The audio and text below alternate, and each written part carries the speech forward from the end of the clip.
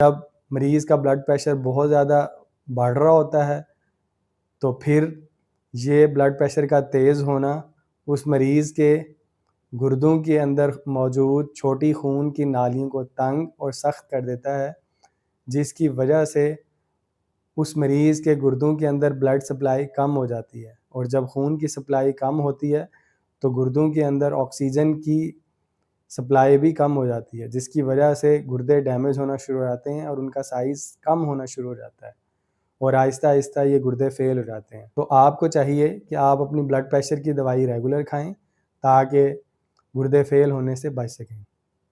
और blood pressure के मरीज़ों को चाहिए कि वो अपना ब्लड प्रेशर 130/90 यानी 130/90 मिलीमीटर ऑफ मर्क्यूरी से कम रखें।